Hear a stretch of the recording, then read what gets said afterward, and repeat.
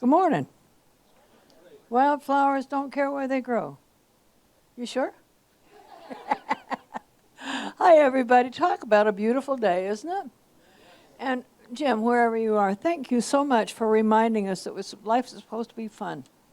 We're really getting that message anyway, aren't we? Because last month when we were reading Brene Brown's book, what did she tell us?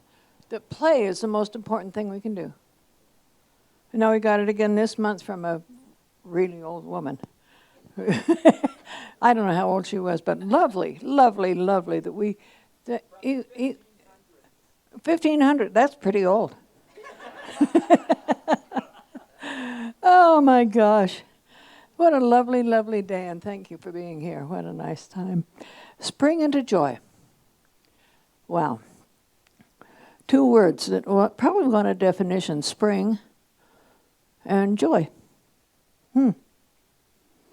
So Webster says that joy is a state of happiness or felicity, bliss, complete happiness, enjoying eternal bliss in heaven, marital bliss, the sheer bliss of an afternoon at the spa.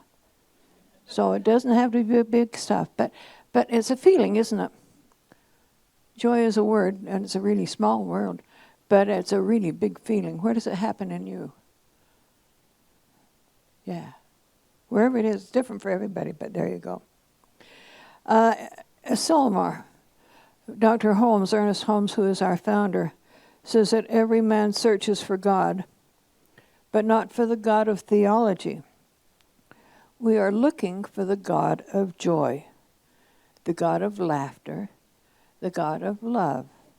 You're starting to get the idea where we're going with this? I hope so. I believe that joy is harmony.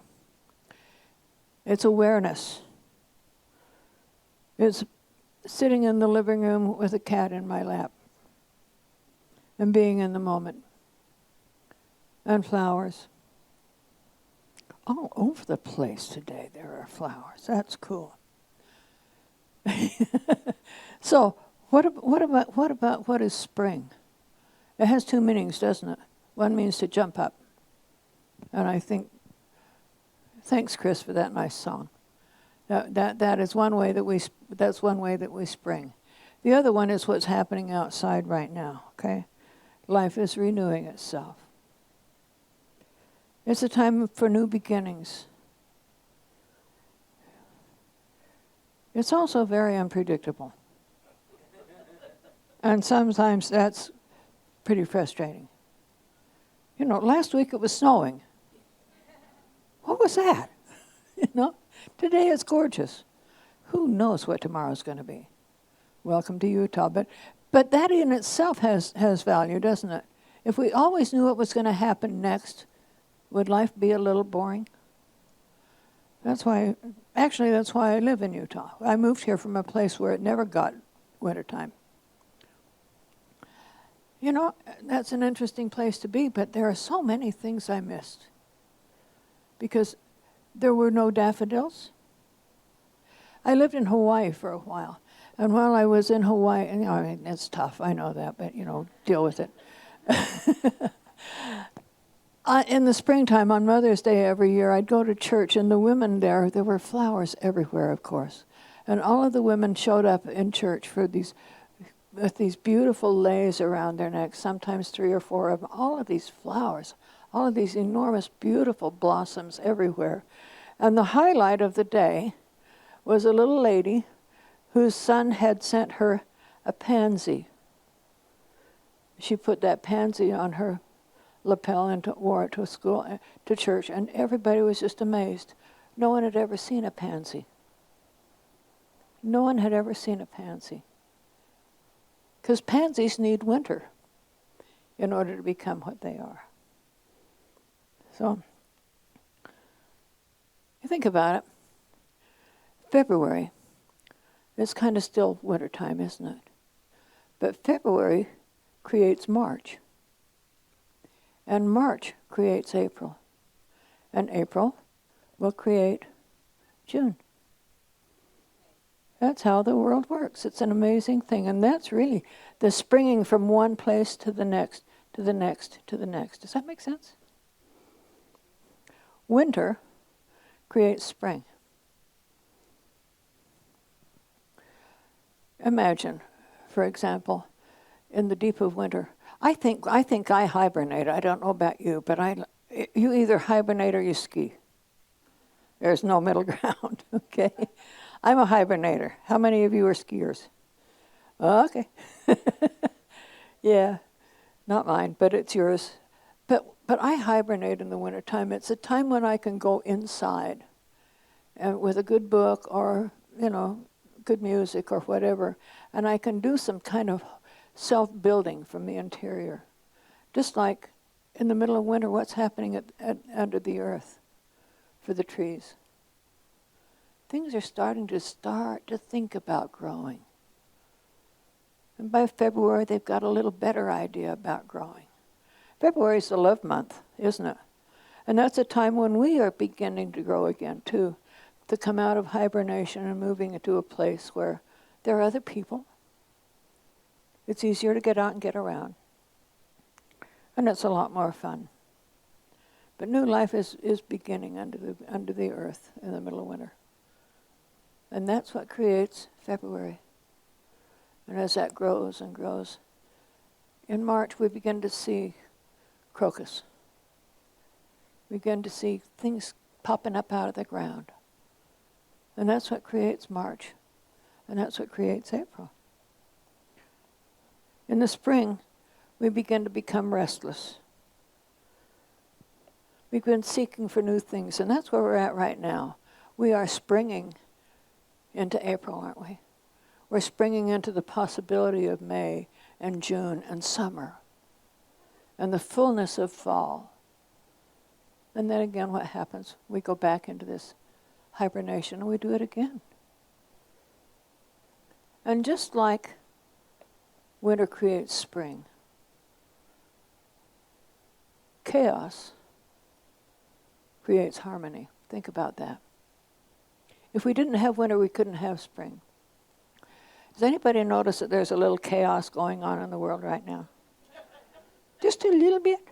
It depends on who you listen to, doesn't it? Whether it's good or bad stuff, it doesn't matter. What it is it's chaotic. It's not. You can't create organization out of it. You can't create possibilities because it's so busy being dark and black and looking like miserable. But it's not. It's just like when earth beginnings, when the trees begin to know that it's going to be spring by recognizing that the sap can come up. And we're in a place of chaos right now. Yes, we are.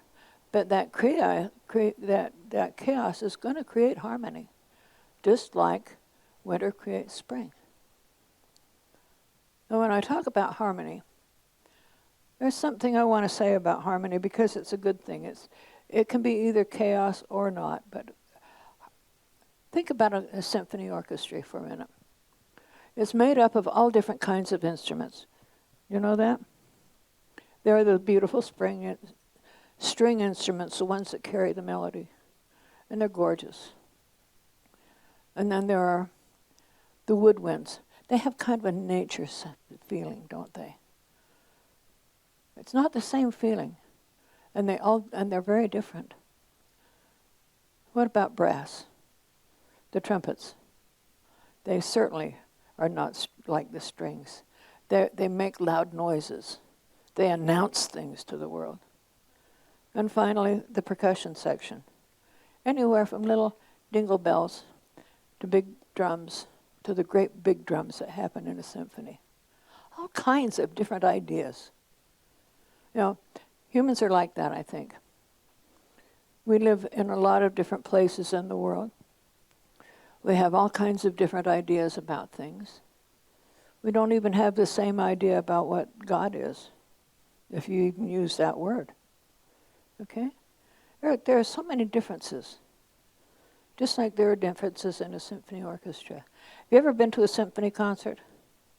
The first thing that happens is chaos, because every one of those instruments is busy tuning up, which means they are making the most enjoyable sound. It is absolutely chaos, isn't it? The drums doing one thing and the strings doing something else and the trumpets blaring and all of this stuff going on, and it just makes noise. It's just noise. That's like chaos. Then the conductor comes up. Everybody applauds. And he raises his baton. And they start working together. They start working together and they create music. Maybe we could do that. Maybe whether we are Democrats or Republicans or white or black or male or female or some version in between, maybe instead of deciding, I'm right and you're wrong, I'm important and you're nothing, we're going to do things my way or not at all, maybe we could talk to each other. Maybe we could sing a song together. Maybe, like Jim said, we could get together for an hour a day and sing a song and dance together. Wouldn't that be nice? Wouldn't that be nice? Do you think we could? I bet we could. I bet we will, because we always do. Webster says that chaos is a state of confusion, the confused, unorganized state of primordial matter before the creation of distinct forms. So a couple of us are going to start a movement here pretty soon that we're going to call Pray Harmony. Because I believe the most powerful tool that we have to fight the chaos that's going on in the world is the power of prayer. So a couple of us have gotten together and we're going to start a movement that means, starting in June, we'll have 100 days of prayer for harmony and peace. Is there a difference between peace and harmony? Go like this. Okay, good. Yes, there is. When I think about peace, what do I think about? Everybody singing the same song. But that's just like if we didn't have seasons. And if we didn't have differences, then it would be easy to be peaceful, wouldn't it? Harmony is what happens when we all have different ideas and different ways of being, and different cultures that we come from, and different ideas about everything. And we've got the capacity, through prayer, to create music instead of chaos. So that's it. We're going to talk about that a little more later on. The idea of praying harmony actually comes from a book that we used a couple of months ago, Greg Baden's book. He talked about going with a Native American friend of his to pray peace. And he went with this fella out into the desert, and the fella was a native, as I said, and went out into the middle of a medicine wheel that they found.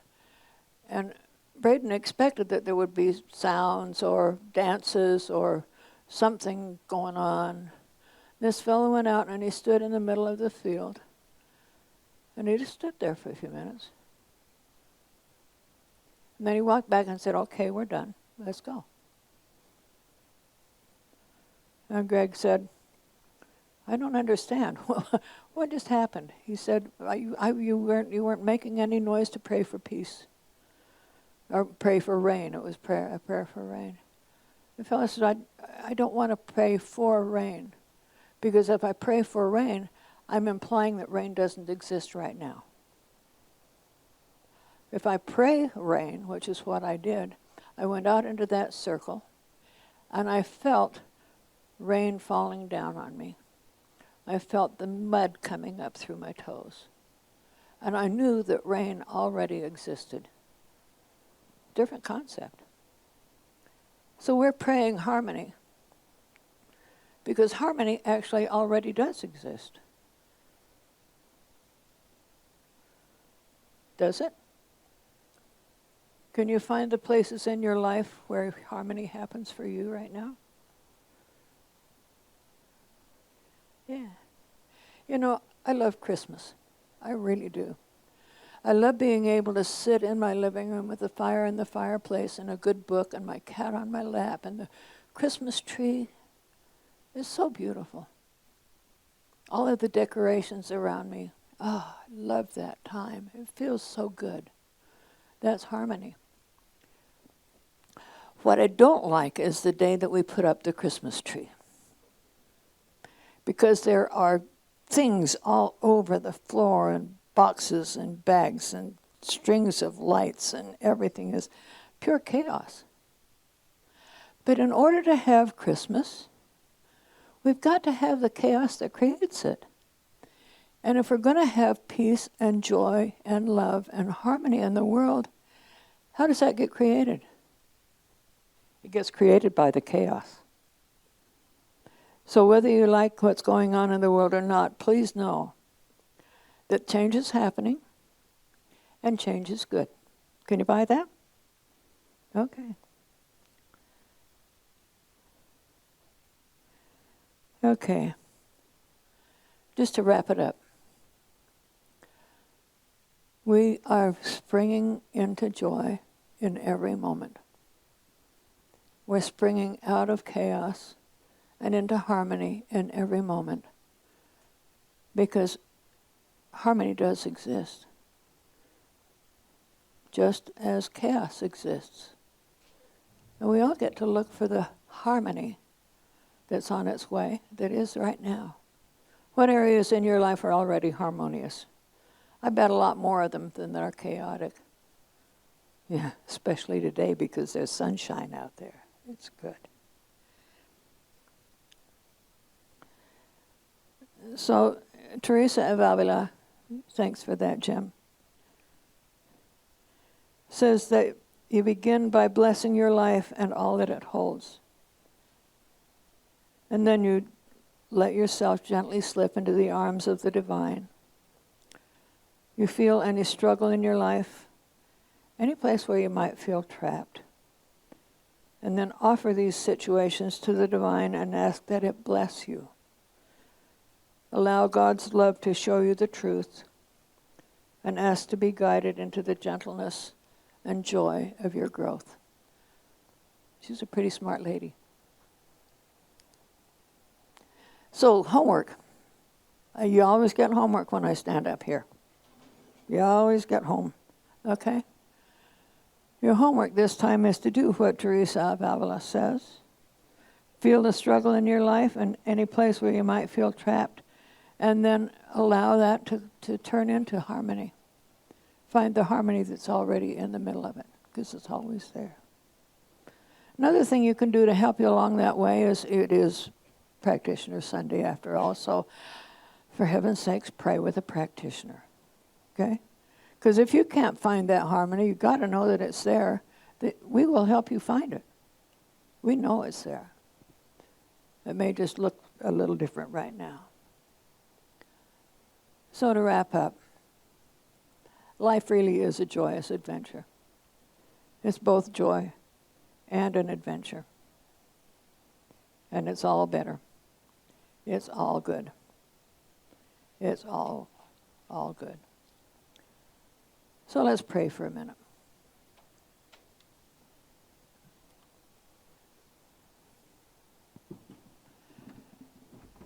Let's take a deep breath.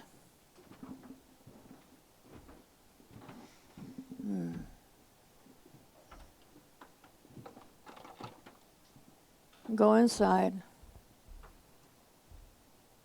Find the joy and the peace in this moment. And breathe into that. Another deep breath. And we feel the gratitude of being in this place with these people. This spiritual family. So grateful that it's always there in every moment.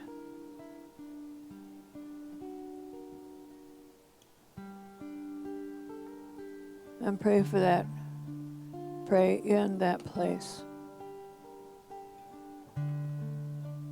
that the music begins.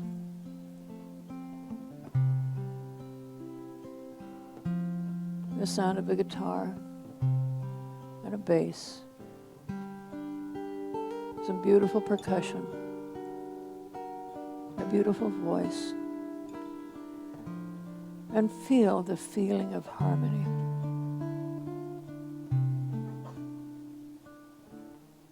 We know that the divine is this.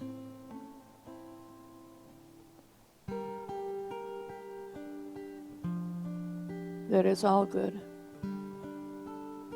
And that divine is in the music. It's in the world. It is the creator of all that is, and it is right in the heart of you.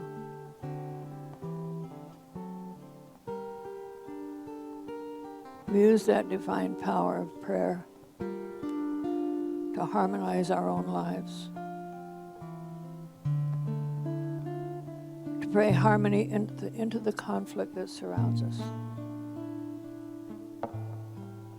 Knowing that the outcome always is good.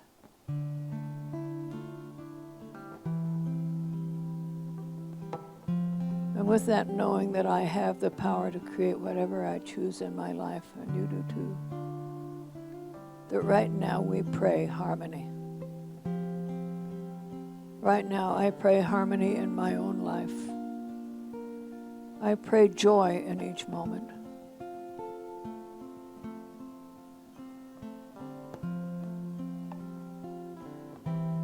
The feeling of that is so good. And I breathe it in.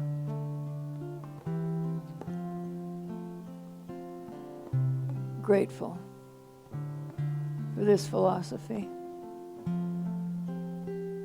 for the people who share it with me, for the opportunities we have here, the classes and the philosophy and Ernest Holmes and Reverend Elizabeth, Reverend Cindy, all of the people who have committed in one way or another, the Board of Trustees, our practitioners, every one of you. So grateful. And the work is done. There is nothing now left to do except to let it fly away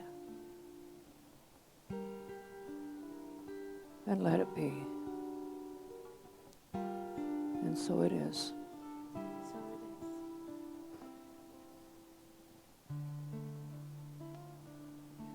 is. Thank you, God. Oh, and now we are to a different time. My dear friend, would you come up here?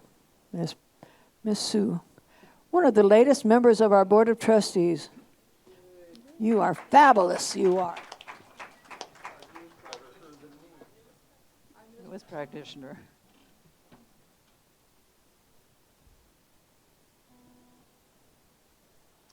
And the first thing I want to say is that I feel honored to be in the practitioner group. The feeling is divine. It's really wonderful. So now it is time for our spiritual practice of circulation.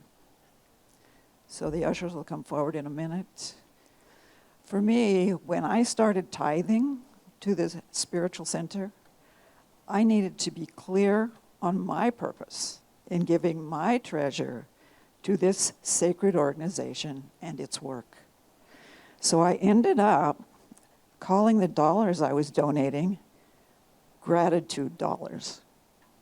Gratitude for the goodness of God and this center in my life. At first, as I donated an amount that felt right for me, and I noticed after several months I was receiving unexpected savings in things. A couple of dollars here, a few dollars there. And then when I went to buy an airline ticket, I saved $150. And that's more money that I get to keep in the bank. And I was surprised. So then I decided to increase the amount of dollars I was donating monthly, and it has continued, that I continue to receive unexpected dollars coming in. So you can go ahead. Let's see, we're missing it. Yeah, there he is. He's way in the back. Okay.